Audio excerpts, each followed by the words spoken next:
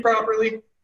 So I'm going to go over just basic advice that I have to give every year in fighting. And it's real small errors that people make all the time that if you don't make these errors and you do these things, you will be better. Not always, don't use them all the time, but they help.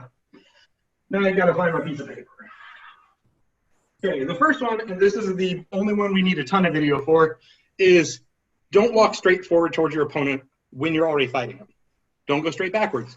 Use your 45-degree angles. You're going to make more openings. You're going to see a lot more openings. Visually, it doesn't seem like a lot. But if I'm standing in front of you here, there's not a lot open. If you just turn me this much, just a small amount, there's a ton on that side. Same with just even that much. I realized I covered my mouth with the shield. Sorry about that. The point, though, is just take those oblique steps. I need to duck a little, sorry. Okay. Next thing, and this is actually the harder one. When you swing your shot, don't lock your wrist. You want to articulate the wrist and make a snap motion. That's where a ton of my force comes from that hand motion. Lucian does it too, Xerxes, Matsu, most. The secret is when you do it, you're actually wanting the wrist to do all the motion. So the spatula can actually get all that. And it's really just closing your hand, push forward. So you want to go over how you do it since you hold it reverse, Xerxes? Oh, yeah, it just kind of depends on when I'm doing it and what shot I want. Whether I start off with my 2 back fingers or my 2 front fingers. So usually when I'm throwing an offside, the snap comes with the wrist and the grab happens with my pinky and second one in my ring finger. Now if I'm throwing a flat snap, a lot of it starts with grabbing it with my first 2 fingers, my pointer and my middle finger, and then followed by the wrist snap. Either way, the big point of that is if you're locking your wrist and just plowing through, you'll get a ton of force. You'll hurt your wrist, though, and you're not going to have the speed or articulation to get some of the better shots that some of us throw. Beyond that, the next major point, just to cover these base by base, is when you're throwing a shot, pick a target. I hate that this is often given advice, but more than once at a practice in a year, I will find someone and be like, where are you throwing? Where's that shot supposed to go? Because if you don't pick a target and you're not aiming at an exact target, you're just kind of wasting your energy. I prefer to aim for the eye slot on helmets because that's where the flat spot is on most helmets. And that's whether I'm throwing cross, flat snap, anything. Beyond that, and if at any point people have questions on these points, I know I'm going fast. Feel free to ask questions. The next one, though, is sorry, I got distracted. Throw it all 4 quadrants of your opponent. Xerxes is going to help me with this a little bit. You're going to grab your sword and I'll just grab a shield. So if I know Xerxes doesn't throw an offside leg at all, I'm going to leave it out, right? Because I don't have to worry. But because it's Xerxes, I know he does. So what's going to happen is he pressures all the corners, so I have to stay in tight and I actually have to care, right? The second he quits throwing at those, I don't have to block it. And as someone who memorizes what you do, that's a huge thing. You don't have to do it every fight. You don't have to do it every time. But no, in a tournament, people watch. People care what you do. The last silly piece of advice is just anytime you get a chance, and Xerxes touched on this last week, stand in front of a mirror or even just take a photo, have someone take a photo of you with your armor and your sword and shield in your stance. And then look at that and see what you're doing. Are you blinding yourself? Are you leaving something open? Do you just have a really bad form and your arm's way out? I know I've done the last one a ton. I'm still bad about hanging my arm out. Right. So the last thing, which is the real meat and potatoes of the class, is standard response training. Everybody just, hi Amba, and Logan. See, they're right on time. We're going to go over some of this again. Everyone goes back to a standard response. Their bodies just do. If I'm fighting you and I jump to my left, your shoulders are going to turn first and not your hips. That means you can't chase me and now I'm already beside you. In that same logic, your defense turned with your shoulders and it doesn't matter what I threw because you followed my torso. You didn't follow what my arm was doing. Same thing with if you have someone a hanging guard, realistically, if you throw a flat snap, they're going to return with a flat snap. That's how the hanging guard works. These standard responses are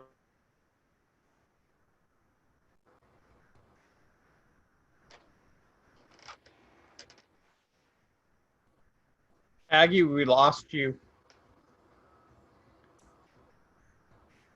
Hey, Agamemnon, you're having some lag. Can you say Yeah. the last bit again? Yeah, the internet's acting weird. Am I back? Voice only. You appear to be back. All right, there we go.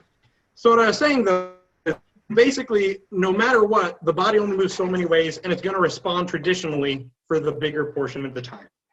You have any good examples since you're here?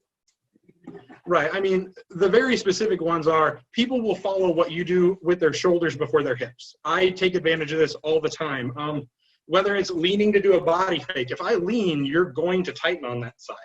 That's how people get away with freezes and things like that. Yep. Past that, I've actually gone through my quick list of notes. Do you have anything to add? No. Okay, does anyone have a question yet?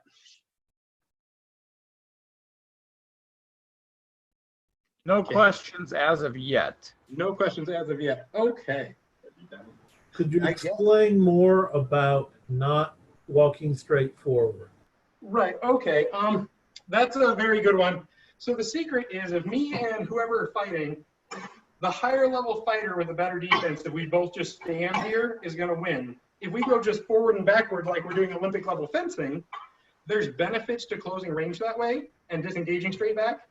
But if you oblique when you go to pass someone, even if it's something as simple as just that much of a step, I'm now beside him instead of in front of him. And it's just not stepping into him, it's stepping 45 degrees. One of the easiest things you can do is if you're at any type of school or your house and you have tile, they're squares. Just look at that angle and just practice that step. It will make a huge difference being able to get past someone. All right, so I have a question here. What were the first couple of points? A couple people missed those. Okay, first couple points. Make sure you pressure all four quadrants. That, for me specifically, that doesn't mean throwing them every single fight. It means I need to know as a fighter fighting you that you might throw an offside leg, a straight leg, flat snap, and cross. If you're missing one of those, I don't have to block it. So you have to pressure your opponent on all points, or they're just not going to block part of it, and it's easy to defend 75% of it. We went over hand form and the snap technique. It really is, don't lock your wrist, just articulate the wrist and close the hand. You get so much more motion out of that and so much more force because it's snappy. Let's see. Yeah, I know I already covered it early, but for the late arrivals, this is really an annoying thing. Aim at a target. Whether it's you're aiming for an inch above the knee, you're aiming for right above the elbow and the bicep, or you're aiming right along the ear line and eye slot line, if you're not actually aiming, your shot's not likely to land. You're just flailing at that point, in my opinion. Okay. All right. So, go ahead. Yeah. Sorry, I thought you were finished. Go ahead. Oh, no, please. I was going to move on to a different point. Oh, okay. I'll say the next question was based on the traditional guards and stances, what are the standard responses you can expect?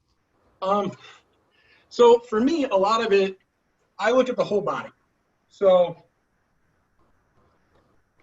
if I come out towards you and I have my heater and I'm in a traditional right foot forward, left foot back stance with my sword up, if I'm going to go deep in any direction, I'm going deep that way and taking a shallow step that way because this foot isn't going to take a deep dive. That's an awkward lunge. Whereas this step across, that's real easy. You can tell that just looking at the feet. As far as everything else from here goes, like I say, for me, it's a lot of they will follow you with their shoulders before their hips. So I take advantage of that. But hanging guard, if you hit their sword, they're going to throw a flat snap most of the time. They're not going to try to throw a cross out of this percentage-wise most of the time. Just like if you ever see me or Matsu or Xerxes out like this, we're going to throw a cross most of the time because it's what your body's set up to do. A lot of it is based on anatomy and physiology. Hinge joints and ball and socket joints can only do so much from certain stances, and it's understanding that. Without like super deep diving into it, is there a specific stance you want to know about? Or a specific thing you're looking for? Donegal, do you think you could clarify?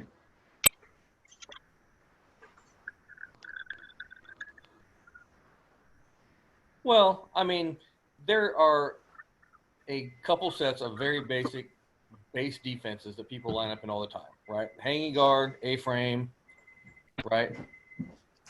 But I would think that those mean different reads.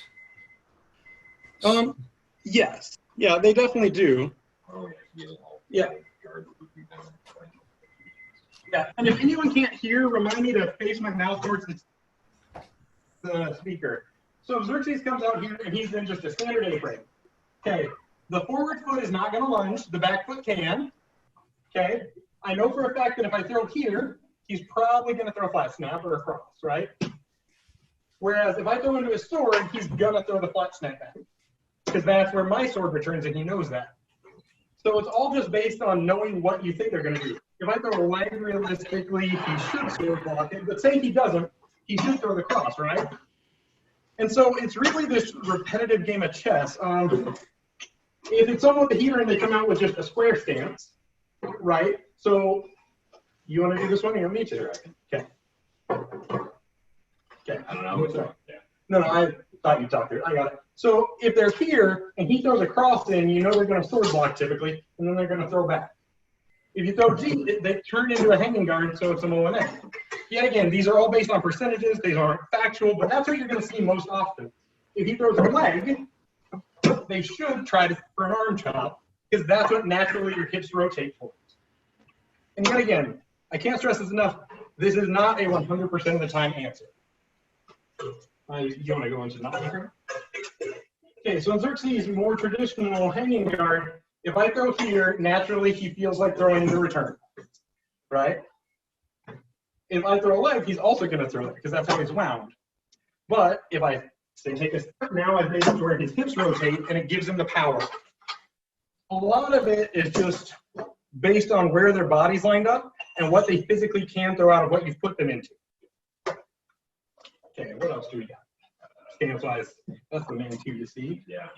A-frame squared. Yeah, I think that covers the main stances I see all the time, other than I have one left-handed. Since Donegal asked, we'll do the fun thing, being the lefty.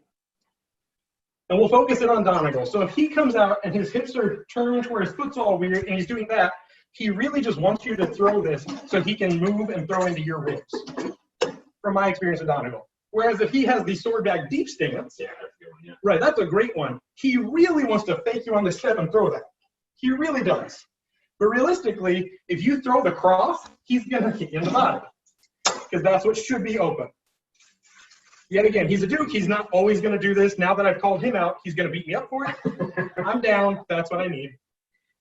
Does that help, though? Does that cover some of it in more detail? In case you didn't see those, here's what Donovan does. He does. Your feet are This a little one. bit not fishing. Isn't that? Yeah. This one, this one, and this one. There you go. Just take snaps of those and then memorize it, and you'll beat him forever. Right. And know that he hates it when he hit him in the forearm. He despises that. Okay, I see there's 6 things in the chat. Anything that's applicable to what we're doing? So I see, Aggie, can you demonstrate what you mean by taking advantage of shoulders following you before hips? Yeah, this one's actually pretty straightforward. So put the shield down for this. So the secret is, if I take a step here, see how his shoulders rotated but not his hips? These turned, but his feet didn't, and this is all here. So taking advantage of this, one of my favorite jump ball shots that I'll throw once a year is just, what you don't see is I'm jumping to my left and throwing a big hook wrap. They're still going to turn towards you, which means the shield turn. That's the biggest way I take advantage of it. The other thing I do a lot is if someone's legged, I'll oblique crunch, and then throw across. But they're following the shoulders, so they're blocking over here when I'm throwing here. It's a whole lot of just body manipulation on your part to make them move. It's the same thing people do by throwing a lot of shots or good footwork. It's just being lazy. But I would put to the point that it's not a jump ball shot to throw that sidestep wrap. Oh, yeah. I throw that quite a bit, and to be honest, if you just take that and they recognize that you have footwork, and you're not just like mumbling around. If you take that slide step You just leave that out there where you were previously. Half the time, they're going to rotate to you. And at that point, if I take it this way, that rack falls right in the jaw because the shield has moved to a different opening where my sword, if I'm here, my sword isn't moving in the transition of throwing that wrap. So it usually stays right about that point. We also, for notes, when we drill, should be back. Yeah, I forgot about being back. I caught us on that too. Yeah. So, I mean, a lot of that is just small manipulation of what your opponent's doing by making them follow you. It's the same within footwork. You can stutter step one direction and go the other way. You can do that with your shoulders and pull them off by using that.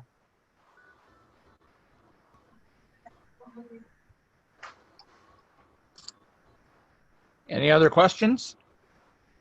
I just see there's a lot in the chat, so I'm curious what the 6 comments are. But I've only see the last one from Logan. I don't see any of them. So, I guess Aggie, we can't dissect it. What? A lot of the explanation that you provided so far is under the assumption of you go and then I go and then you go and then I go. Right. Right. There is a lot of that assumption based on the fact that I can admit that I'm not an athlete and that a lot of us aren't athletes against people who are going to get to go twice when I get to go once. Some of this isn't going to work, but a lot of what I do is counterpunching, sadly. So it's based on I go, you go, then I get to go. You do have combos that you set up with Right. stuff, though, so you can play around with. Right. And you can definitely throw a shot, take a step. They'll still follow you and then follow it up with another shot. It's just keeping it simple. But to go into the 4 corners thing more in a deeper dive. So you want to start going? No, I'm All right. So I mean, the concept is pretty straightforward. If you don't throw at literally both sides of the head and both legs at some point, I will quit worrying that you're going to throw a leg. And you can trick me into that. That's fine. But it literally turns into a factor of, okay, we'll say I'm fighting a lefty and I know they don't throw an offside leg like most lefties. Okay, well, I really only have to block my head, and this leg. Okay, that's not as hard as people make it out to be. If I know you are a righty with no straight leg at all, that's awesome. I, yet again, can just cheat everything and be like, you're not going to throw there. And it's, like I said, it's a fairly straightforward concept in the fact of, well, that made a mess. If you literally just don't throw in each quadrant, people will quit blocking that quadrant. It works in reverse, I guess, in the fact that if you want to spend 6 months not throwing a straight leg just to land a super awesome one, it'll work. Let's break it down and get a visual of what the quadrants are. So if you were to just draw on me in front of me, what our quadrants are, so we understand that. So in my mind, you can basically put a plus sign on a person at basically the nipple. And literally, if you don't throw low and high quadrants, they are going to just not care and respect what you're going to throw there. And it can be anything as simple as just, as you engage, throw a leg. They will then worry about you throwing a straight leg the rest of the fight. Right? Same with just anything on that side of the head. I will be the first to admit that I did not have a flat snap for probably 10 years of fighting out of 12. Like, out of 16, I'm getting old. Thanks, Xerxes. Yeah, you're welcome. But Plus, I'm at 11. So it's got way more. right, yeah.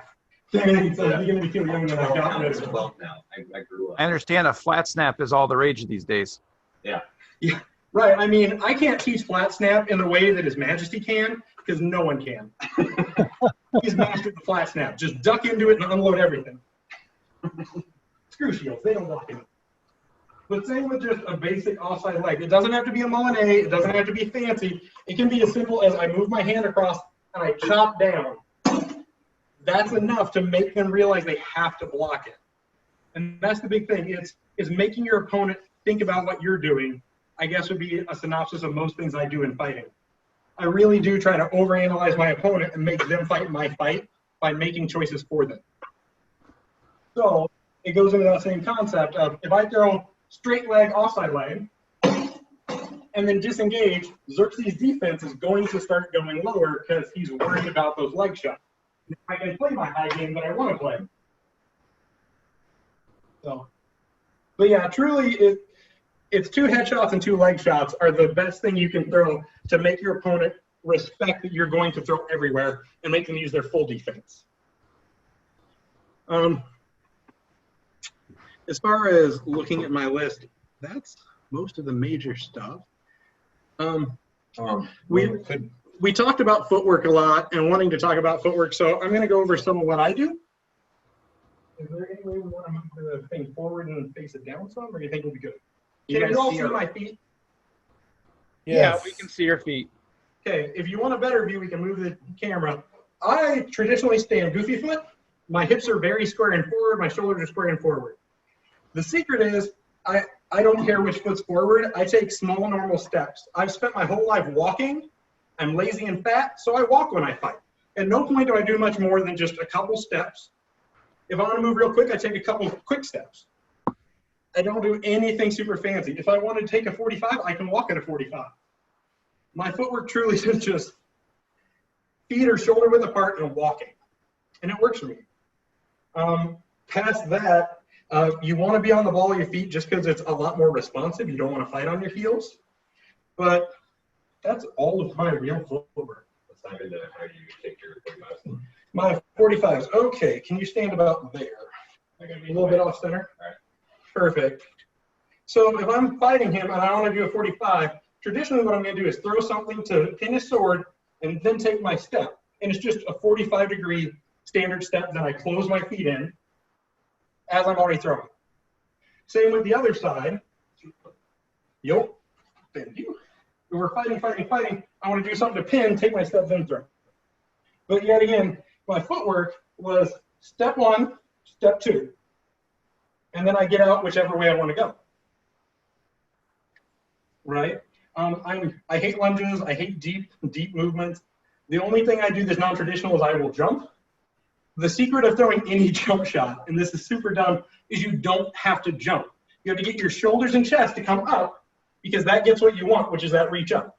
You don't have to leave the ground. That's the big trick of jump wrap. It's really just raising up to get the elevation you need and getting your hand past their shoulder. You going to show them the hand part of it? So see how his hand's past the point of my shoulder? That means I can't stop that. Even if I pick up the shield and I turn with it, as long as he gets past the point of my shoulder, it's going back there. So as far as the jump part, if he has that in, sorry, he made me respond correctly. Right. He didn't leave the ground at all. He just raised up to get the elevation over me. So past that on footwork, trying to think if there's anything super fancy to add to that. There's a great footwork drill that if you have someone at home to do with, you should do. There's 1,000 different ways to do it. Keep your short. The one I actually prefer at this point in my life is you get with your buddy, your partner, your girlfriend, and you just lock hands like the Rambo grip. And whoever wants to lead first, just don't touch each other with your hands. Right? You know where you want your shield to be. And if you just do this with someone and make sure that their hips and shoulders are matching your hips and shoulders, your footwork's going to get better. Because that means they're staying in front of you, which is the point of footwork, to keep them in front of you. So when you do your side step 45 here, you recondition up to here, or how are you backing out to keep that? To actually back out of it. So I'm going to go this way on this one. I actually step, I throw, and then I'll slide back. Okay, so you're disengaging right. Forward. I always want you to be in the center line of me. I don't care if I'm on your center line, I want you on mine. And you're using your shot as well to turn you, right? Yeah.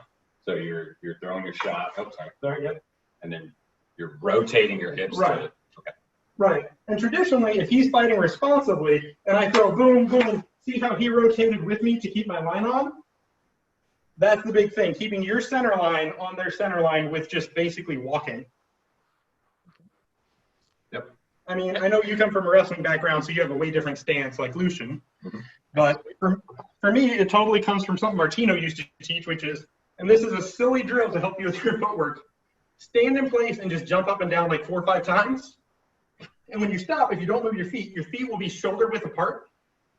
And then take a half step. In your mind, if I tell you to take a half step, you will take the half step you want to. That's how your feet should be. Whatever foot went forward, that's probably the one you want forward. I gotta say, that's one of the best lessons not the best, but one of the best I learned from him, and it's solid. All right, so we have some questions. Good. I like that. The first one is, how do you handle when someone likes to bring their fight danger close inside your personal space? Okay. For me personally, I love it when someone wants to get in close because that's where all the high-end technical slow stuff shows up. And a lot of that, yet again, boils down to shoulder movement and stuff like that. I don't like people shoving on me, but if someone wants to fight, here, honestly, most of what I'm going to do is try to convince you don't want to be here. And at this point, I do a lot of high-level dumb techniques that are they're just there to make you upset enough to leave me alone. My current favorite is I'll do this to you. All I'm doing is taking my basket, my sword, and hanging it over your shoulder. I'm not touching you. But from here, Xerxes is going to have a hard time throwing a good shot. Right. And when he does that, I can shield block and just saber cut to the face. Yeah, and I want to be on that. Right, which is why I was jamming you, because like, responses. So yeah, in closes, for me, I like doing things to make you uncomfortable to leave me alone. And it doesn't come about footwork. It comes about me convincing you don't want to be there. When someone does convince me I want to be gone, I'm going to throw the meatiest headshot I can, not with the goal of hitting anything, with the goal of getting you not to throw at me while I go backwards. If I want to get out quick, I use what Branos teaches. This is a hard drill to do. Could you stand by your lights? So if I do this right, I won't run into Xerxes. What Branos teaches on footwork is if you want to go the hell away, try to sit in a chair without a chair there. Naturally, your hips are going to catch you. I got it that time, yeah. What you didn't see off camera is I didn't have to get caught. But if you try to sit in a chair that's not there while you're standing, your hips will naturally make your feet follow you, and you shouldn't fall over. That same drill works if you want to run backwards in a circle. It's actually a good body function that's naturally built in. And I may only be able to speak to this a little bit, but when I bail out a lot, I run away. I run away a whole lot. It's a lot of my game. I don't sit in the chair. I rely on my feet. But for a lot of people who, I don't want this to sound bad, but non-athletes. No, you can use my term. Yeah. If sitting in your chair gets your flight response kicking to get your feet and your rest of your body out there, because when you sit, you're already taking your weight outside the center of your gravity that you had, so you have to catch up. Your body is forcing you to catch up. Me, I'll sit here and I'll run backwards all day. There's tons of times that people have been like, oh, I bet you run faster than me backwards than I do forwards. And I get it. I have the body that allows me to do that. If you don't, and you're honest with yourself, you don't, that's a great technique to help you get out of there and scot-free, if you can. Right. On that note, since it's something that I watched Xerxes fight with just last winter and he's got down now, if you are running backwards and want to throw a good shot, there's two options. The best option, which is what Xerxes does, is you can be running backwards and just put the ball of your foot down and throw forward, right? That's how you're doing it. He's literally back, and the second the ball of the foot touches, you can start to use it to leverage forward. Because the secret is I have a huge torso and short legs, like a baby legs, is I use all my core muscle while I'm throwing backwards to get my force, and a lot of my shots come from my core. I guess we can go over basic mechanics too. So if I'm teaching someone brand new how to throw a shot on that note, you get them in a basic stance, and what I try to teach is you want to actually curl your foot into the earth, feel your knee slide forward. You'll see the hip wants to rotate, the shoulders turn, and then you just throw. That's the base of mechanics. That's excessive, and no one should have to use all of those, but you should know how to use every single one of those individual steps to get force. Same with your cross shot, any shot. It's really just using your body's natural rotation to cause force. Other ways to generate force a lot is using your obliques and getting those leans. You'll be surprised how much force you can get just using core muscle and arm. And really, it's more core muscle than arm. Do you do any technique stuff outside of that for force generation? No, I mean, I pretty much, I kind of went into it last week where I drive off my foot and rotate my body into it. And if you can do it well, you'll gain speed without destroying your shoulder. A lot of us, myself included, have tried to throw with our arm only for a very long time, and it slowly deteriorates your rotator cuff and I'm starting to find problems with my elbow. Elbows. Yeah. Yeah, we could do a whole day on that. Xerxes actually just showed me a great point. Come back here and go through your flat snap mechanics, or any shot really. So here's the important part I want you guys to watch. So all his force generation is this line, and his arm is just targeting. It's really just his arm's picking where to throw the shot, and his body's the force generation. Donegal taught a great class on this a couple years ago and got it through my head that we don't chop at people, we don't hit people, we throw. So everything's a forward throwing motion, and your hand and arm are just picking where you're throwing. All the force comes from the body. That's a great point. Right. Because there's a lot of really cool stuff you can do with your sword if you don't commit your entire hand to that shot. You know, starting all your force. I have already gotten all the force loaded up into my shoulder, and now I can decide where I want to go. And my natural panic response was, oh, flat snap. Yeah. Because all I did was twist the body and then pick the mullet. And even on top of, if it was going to throw a flat snap, you have the decision of, do I want a straight flat snap? Do I want a rising flat snap? Do I want to chop down? Do I want to change it in the middle and throw a wrap in there? You know, it's the whole gambit is there, depending on how you get your force moving, and then your hand writes the story, right? This is the paper that you put it on. This gets it going, and this decides what gets to be pretty. Right. Do you do any oblique force stuff? I do the, if we step back here, the Rothgar hammer over. I don't really know. What the fuck is this thing? I just want a video of you using it here, man. I remember back in the day when we were young.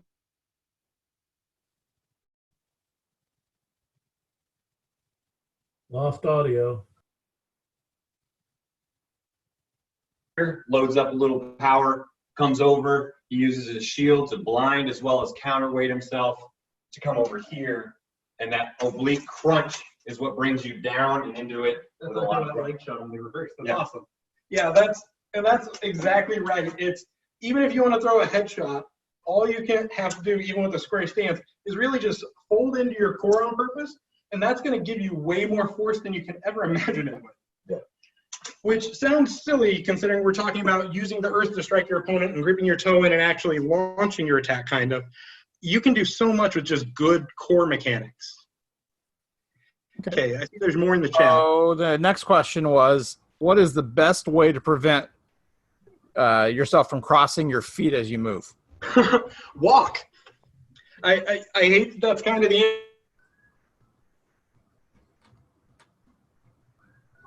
If you missed the drill earlier, we can cover it again. But it's a lot of just truly just walking. If you want to walk that way, walk that way. I mean, I can hold my sword and shield to the camera the whole time. I walk all over this room, and it's not really a big deal because I'm used to walking. I can walk real quick at you, but it's still lots of small steps. Don't try anything fancy or new you've never done before. Like walked forever. Advocate here for the sake of the question. Yep. So if you are walking in this 45 here, and I come in and push you, you see how he rotated his hips instead of trying to pick up the rotation with his feet. He was taking his steps, saw I was coming in at that opposite angle. Instead of trying to cross his feet and get caught, he rotated his hips and his entire body squared up to walk back away. So he first adjusted his hips so he's got a square line on him, and then came back. Right. So he never crossed his feet, and he changed his movement. What I talked about earlier, if I have my center line here towards him, and he does that same thing, my center line still faces him, and that's the goal, to keep him centered. So yeah, but good point though. I did hip rotate first because of the movement. All right. But So yeah. Oh, go ahead.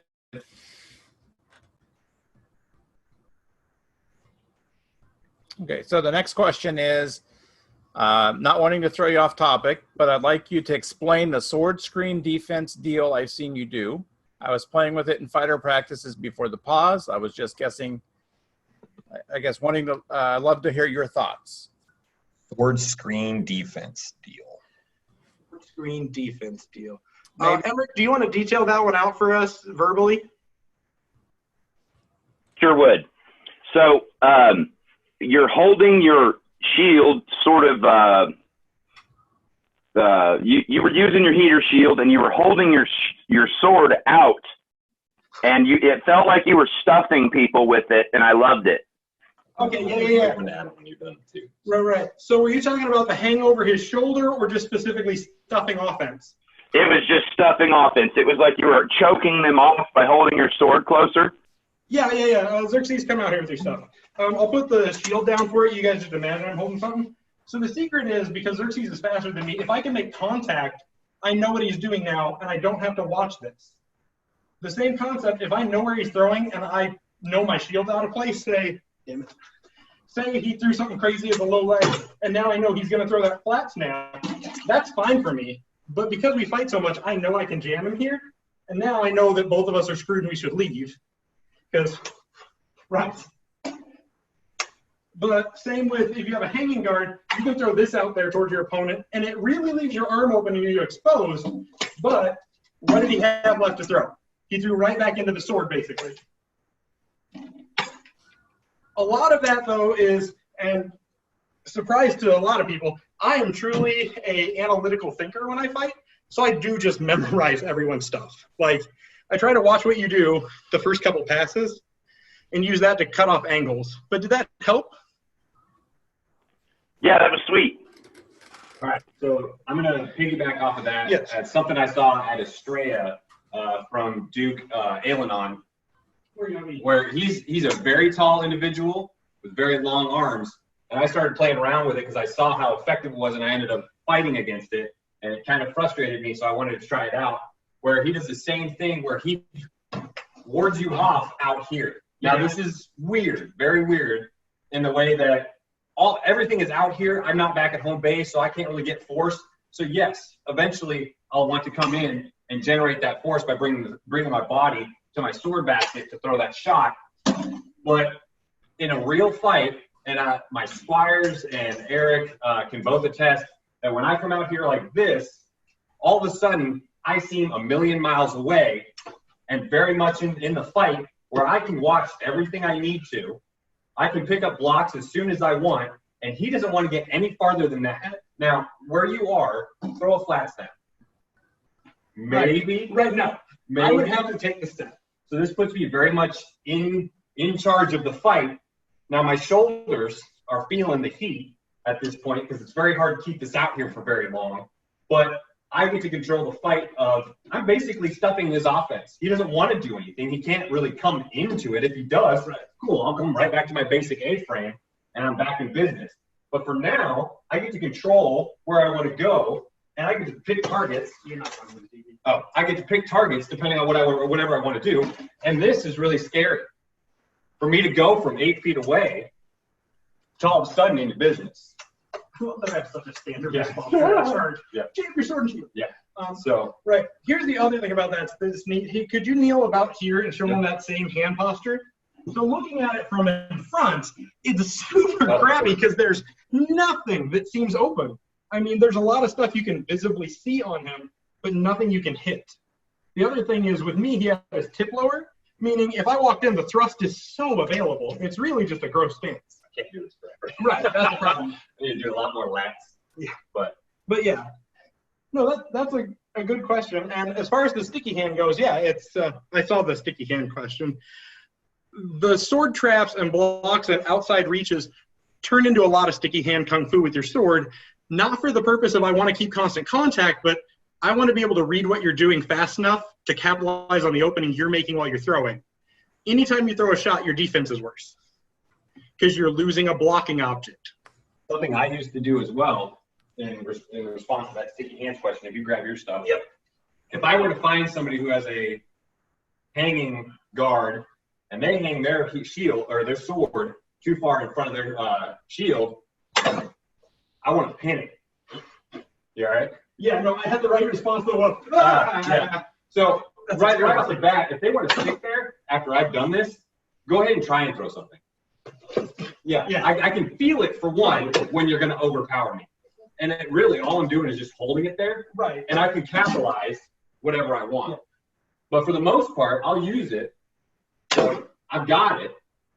I can come in. I can wait for you to throw something and come out of it. I have the advantage. You're fighting my sword. Right. But there are advantages to kind of pinning things around with the legal objects that you can pin with. Right. So, yeah. No, that's solid advice. Also, and that brings me up to a very important note that I didn't cover that I guess I should have. If at any point in a fight you don't feel comfortable, get away. Just get away. I can't stress that enough. You can run away all day and still win a fight just by waiting till you have your pitch. It says it's like I'm related to Rick. No way. Okay, we'll deal with the dreaded Madhu question. All right, you got it. I didn't bring mine, which makes this really lame. Do you have a spear or something? So for those who don't see the chat, the question is, please explain how to defend against a Madhu so it's not scary for everyone. It's a really, really big shield that you just can't see most of. Past that, it's the same as down axe or just a 6-foot spear or anything other than their hand distance doesn't move. So in my opinion, the way to defend against it is find out what their ranges are and fight outside of that range. In our kingdom, we have silly rules, so it has to be centered. Meaning, if Xerxes is fighting me, he should know, looking at my hand, that if he's there or at that range, that's bad. If he takes a step past those two ranges, since my hand's fixed inside a buckler with a Madhu, I now don't have a Madhu.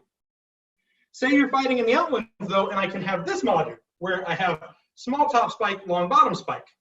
Same equation, he wants to be past the stab range, but outside of the top spike to where now I'm chasing Xerxes, which I don't want. So this turns it back into just a real weird sword and shield fight where they have a super skinny shield. How do you beat people with a Madhu? Overhand wrap to the forearm. I have a different one. So I have a lot of experience fighting Madhus. I got a lot of friends in the Outlands and in Eatonville that fight with one. His Highness, for one, is a big Madhu fighter right now. So with our rules, it's a lot easier to really attack the Madhu. I usually start off, again, I don't want to get tagged with that first bottom stab, right? That's the one that he's got range on me. We're starting out here, obviously. That's the first one I got to be worried about. I think about these Madhu fighters that don't have a centered one as having 3 ranges. They have long range, medium range, and short range, which means he can attack me from out here. If I get past that, he can attack me with there. And if I get past that, he's going to start shoving this in my gut or the side of my head, right? So what I do, take it out of the equation. My very big goal here is a mindless wrap. They're going to most likely have that bottom tip out to get ahead of the game. So a mindless wrap to hopefully get it. Turn towards him. Here.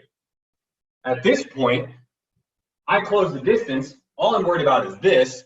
They're going to have this trap between the two of us, the long end, which means this top spike is taken out of commission as well. So now I've got a shitty shield, a sword, against my sword and shield.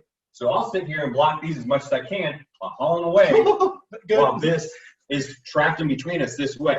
Now, there's other ways you can do it too, where you can hit outside and come in and you got this great offside or whatever. There's some really cool stuff if you're really good at it, where you can the spin leg. The spin leg and just spin it right out of their hand. Or just the spin to the leg. If you throw the wrap in a straight leg with your step, as someone who likes playing sword and spear Madhu, that one sucks. But he's right. The Madhu itself, if it's centered, has 1 range. If it's off-center, it has 2 ranges. Just find what those ranges are and eliminate that as part of the equation. And then Madhus aren't scary. Or attack it aggressively. I'll tell you, someone who fought sword and spear for years, and now that I see sword and axe coming back, if you attack their weapon and stay out of their close range for that hand, they have a real garbage shield. So, is what it is. Let's see, did we miss any questions, or was the Madhu one the last good one? I believe that was the last one I saw. Any other questions?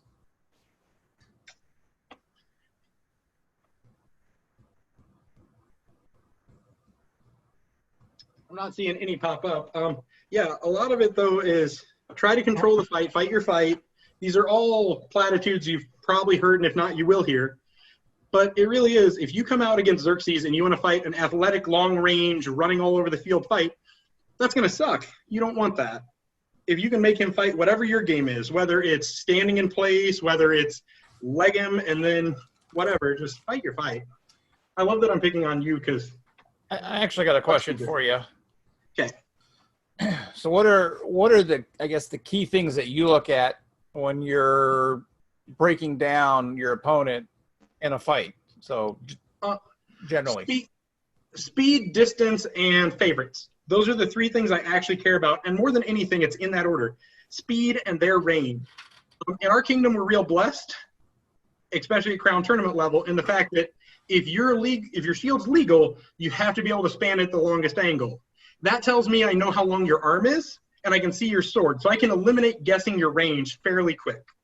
Then it's, if you're someone I've never fought, can I calculate exactly how fast you are compared to me? Are you faster or slower? That's all I care about. If you're slower, I'm going to try to use that to my advantage. If you're way faster, I'll play defensive.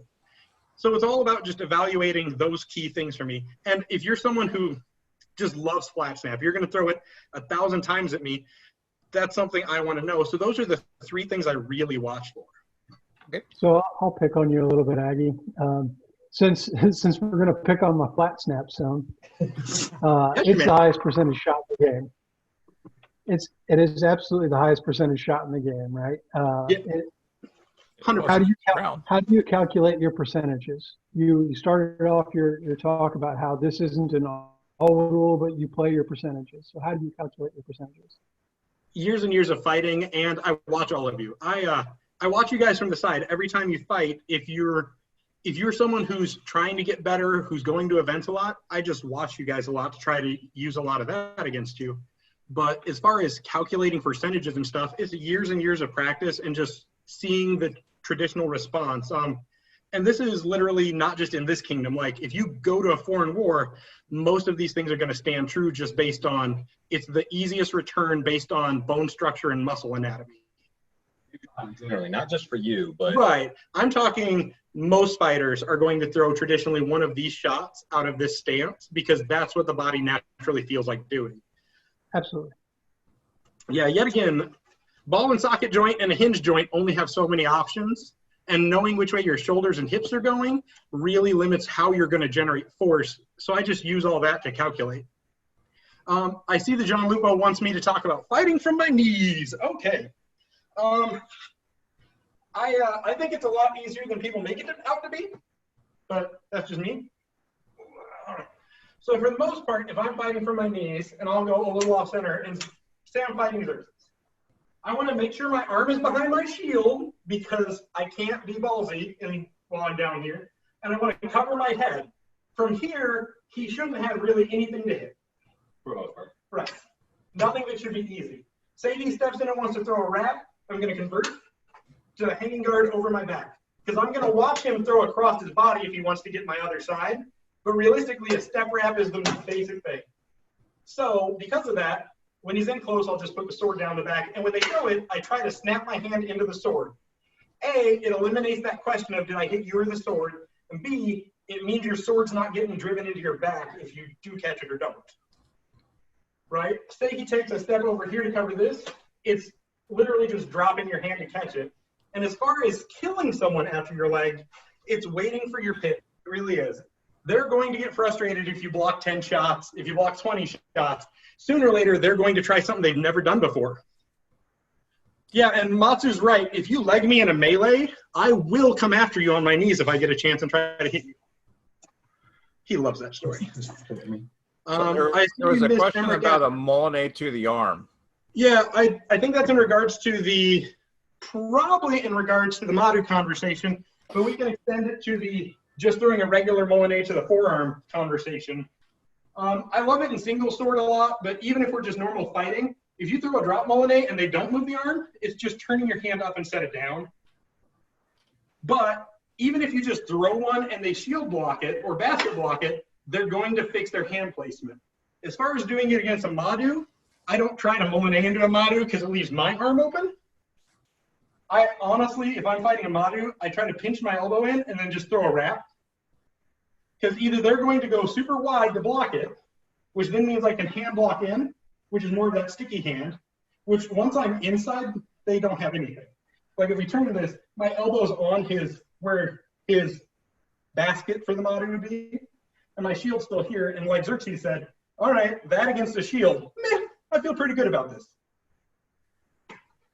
But yeah, that Molinet, it's really just all about that elbow articulation. That's actually another great way to generate force, but you will hurt your elbow in the long run. Those elbow snaps. Mm-hmm. But any other thoughts or questions?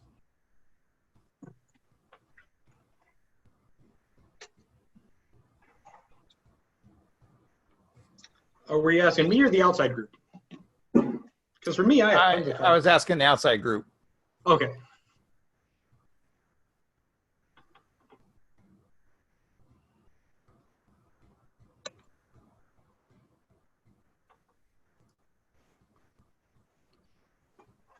I mean, I guess we could always just go with the good old classic favorite question. What's your favorite shot to hit someone with? I gotta say, if you can Molinet someone in like the lower body over here, that's honestly one of my favorites. It just, every time, armor, no armor, there's always a cool sound effect with it. Do you have a preference, Your Grace? I gotta say I call it the bitch slap, but. Yeah, do you want to show them the mechanic? Because no one should get hit by this. Yeah. And as someone who's been hit by it 3 times, every time it's insulting. In addition to what I was showing last week, where paying attention to what certain movements do, if you drop everything real quick, people freak out and think it's going to be a low shot, and then you just come right back up as if you're going to bitch slap somebody and just right up into the face. Yeah. Now, the problem is sometimes I sell it too much and I drop everything and I just get flat snaps. So if they know it's coming, that flat snap's coming to eat my ear. But if you can get good at selling people with your shield up on the down part and just coming right back up to them, it's a pretty fun shot, and people get embarrassed when they get by. So.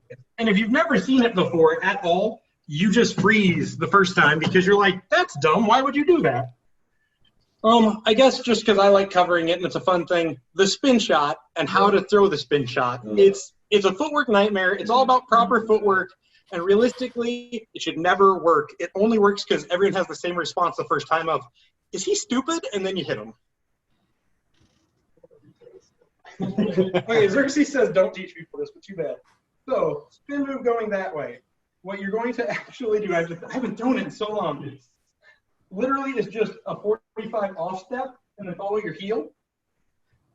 But it's getting the placement right and knowing when to throw it. And if you're ever fighting Garrick, if he ever turns his feet completely 90 degrees to you, just throw real hard to the back. He says he does it every once in a while just to see if he still can. Yep. He told me he tries to throw it once every day that he's fighting. Or once a tournament, maybe it was. I think it's once a tournament, but still. It's fun. It's real nice when you hit someone with it. Yeah. You can actually throw it both ways. If you see someone spinning towards their sword side, they should be throwing a wrap at you, though, and just know that it's going to be solid. I hit Acelif with both in one day. Oh, she's told me if I hit her with another one, we're done. I'm like, and she was serious. As far as Cap's comment, yeah, no, this was super fun. Thanks for letting us do this, and thanks for attending, guys. It's very, very good to see so many of you just show up, especially the ones in the Barony, and especially, honestly, the ones outside the Barony. We appreciate you guys all joining. And yes, I don't even know whose name that is, but yeah, knowing it's called a bitch slap does make it hurt just a little more. Hence, I know he's hit me 3 times with it, and it's like getting hit by like the cowboy stripper. Every time you're like, oh, why? Basically, if the shot has a weird name and you get hit by it, it probably sucks. That's physically. Right. The mental hurts way more than the physical, just because you're like, it's called what? The cowboy stripper? So Logan's question is does this always have to be broadcast from Xerxes' house? No, but it's real nice. Like, it's nice having a backup person with you as a body. It's nice having this nice white backdrop and that sofa. I just figured it was the Forgotten Sea studio. Says, I'm good with a bladed spear. Could you spare your thoughts? Yeah, so I moved to a different kingdom where they treat polearm like we treat greatsword. And so living in North Shield, I actually learned a great appreciation for it. And I fight it realistically like a polearm. You have a completely different stance to it than any of us. That's fair. Thank you. So, so like realistically, if I'm fighting you with it as a spear, I'm trying to scare you away. If you come in close, I choke up and slide down to block everything. But the secret really comes from, it's still the same greatsword mechanic of push-pulls for your slashes, and just throwing stuff close enough to keep people scared, and playing with it enough to be familiar. Like, I luckily lived in a group where 3 of us all were still chasing our peerage at the same time while I was up there, which was super fun. And we would do our sentry drill with our polearms because they love polearm, and why not? They did sword and shield with me, I did theirs. But so much of it is learning that this hand has to slide and this hand. That's what I see a ton of people screw up with polearm. They'll slide the top hand and get the range control they need and all that, but they're not moving the bottom hand to catch blocks. And a lot of that defense is what's important. So if I'm fighting Xerxes and he comes in, I want my arm near his shield. I don't have to touch it, I don't have to shove it. I want to know where his shield is so he can't manipulate me with his shield. Then from there, if I'm here in this line, it's real hard for him to hit me. Looking at it this way, it's just I have it across my front and his shield's blocking me. But if he just throws stuff,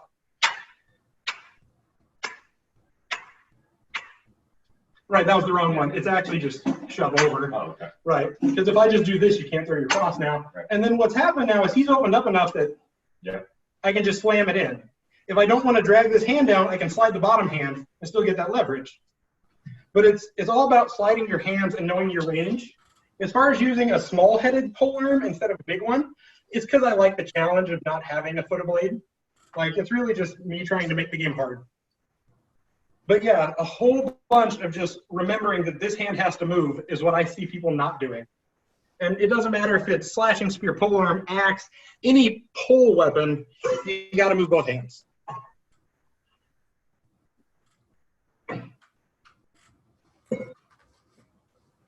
No, you're good. It's 7:55. They get it. You guys need dinner. So, looking at it is 7:55. We can keep going. Does anyone have anything else they want us to cover? Do you have any thoughts on slashing spear since you're here too and you fight a lot of it? In all honesty, I fight it pretty exclusively 6 foot, and I use the slashing as a deterrent. Yeah. Maybe, hey, look at this, and maybe I get it, but most likely not. Yeah. The other thing I do a lot with my slashing spear is I really like throwing at forearms because people will fight me like it's a spear and they'll leave their front forearm open. It's a double-bladed spear, so I don't care about throwing the up shots, the down shots. They all work. Welcome, Logan. And I'm guessing it's not Kate, but we'll let it go. Oh, yeah. Any comments on fighting opponents who are much taller or much shorter than you? Yeah, honestly, I have a ton of that. So I have a short squire, and I used to hang out with Hildebrand like 4 times a week. So I have both sides of this opinion. A lot of it is just being realistic on what they're going to prefer to throw and where they prefer to hit you. You're welcome, Catalina. See, she actually put her name down. So did Vim. So if I'm fighting someone who's significantly taller than me, like Hildebrand, I do what you watch Ariel do every time she fights. I'm going to float the bottom, not a ton, but just enough to make that leg angle look smaller. I'm not sure if you can see it, but if I go down and I fan the shield, it gives me more of a point of block. There's a thing called cone of defense. It's the reason this works. The farther your stuff is from you, the bigger cone you make. But so I float everything up a little bit, and I know that they're going to be able to throw it at the top of my head. So I actually pull my sword almost above my, honestly, way above my brow range. And I try to tighten everything over the arm because most tall people have great cross shots and flat snaps. And from my experience, a lot of them don't throw enough leg shots because they don't want to hit in the arm because that's a big opening on them. Fighting shorter people, hit them in the leg. I know everyone says Ariel's defense is amazing once you leg her. I don't care who you are and how good your defense is. If you can't move and I can, that's a bonus. And I'll take that every time. So if they're short, leg them. they're used to fighting people who are taller than them. Just leg them to where you are in control of that part of the fight. Would you agree, disagree? Were you saying that short people leg them? Yeah, short people, take the leg out. Tall people too, but know that tall people are going to try to throw headshots first. And they're going to throw those super high angle dip shots. So just pull your stuff up a little bit and fan the bottom. Don't tell my secrets. Pulling their defense up is a lot greater range for them to come back down to a leg shot. Yeah. So fainting them high. Sorry. I ain't got the Rona, but fainting them high and then coming back down low is a greater distance for their defense to carry down to. So you'll have a higher chance of bringing them down to more on your level, more of their height. Also, yeah, Your Grace, I can't wait to fight. I'm just telling you my answer. Take the legs. And you're a prime example of people who say, oh, don't hit her in the leg. Her defense is amazing. It is, but she can't chase you anymore. You have the range control. You have the range for her when she's standing, too. Right, but then she can chase me, and I don't like aerial chasing me. Amazingly, that's happened too much in my youth for me to want it to happen now. I remember being 16 and 18 and getting hit by her in, like, the armpit and the leg. I'm done. I don't want it. All right. Wow, we made it to 7:59. Good job, team. So, all right. Excellent. Thank you, guys. Any final or parting thoughts you guys would?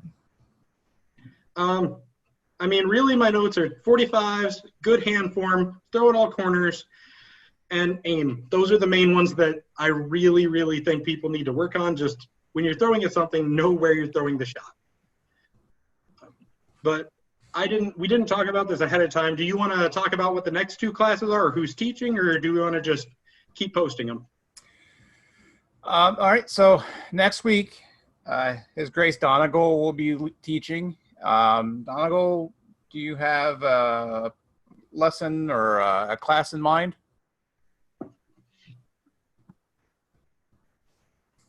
I do have a class in mind. Would you like to share?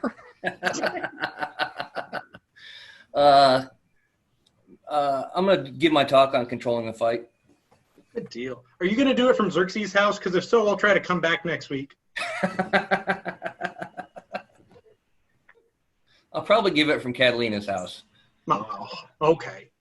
My house isn't good enough for you. Do you need Xerxes to come there for the class? Yeah, do you want me to show up? I'll bring my laptop. All right. And then the week after that, on the first Wednesday in June, Jay will be teaching a Pell work class with some discussion about what is Pell practice and some drills to work on. We're going to be filling some slots in early or middle of June, and then the 24th of June, I believe Hirsch will be teaching a greatsword class. Fantastic. Just since we brought up Jay and him doing specifically a Pell work class, if any of you want to, he's actually been posting a couple just videos on YouTube, I think, and his Facebook. They're very, very good classes on just basic Pell work. Definitely hit those up if you're interested. Thanks for posting those, Jay. And then we are working on like a military or I guess Army command sergeant and commanding class. His Majesty is helping out with some of that. And we're also looking at getting a footwork class. So hopefully we'll have those dates posted shortly. Fantastic. Thank you guys for organizing this. I can't give them enough credit to Derek and Gustav for doing a lot of the behind the scenes work to get this done. So if you have any thanks to give to the teachers, just remember to push it their way too, because really these two have put a ton of work into setting this up, and thank you guys for that. Gustav has got the infrastructure, and we definitely owe him a thanks. Yeah. As for me, I just asked the question, and everyone else was, jumped right in saying yes. So it's been truly a group and a herd project. Yeah, no, either way, sincerely, you two, from the bottom of my heart, thank you guys for putting this on. Well, the two I've watched so far, I haven't got to watch my own yet, have been just fantastic to be part of and get to watch. So thank you guys. Thank you. You're welcome. All right, everyone, have a great afternoon, great evening. We'll see you next week. See you next week, guys. All right. Bye. Bye.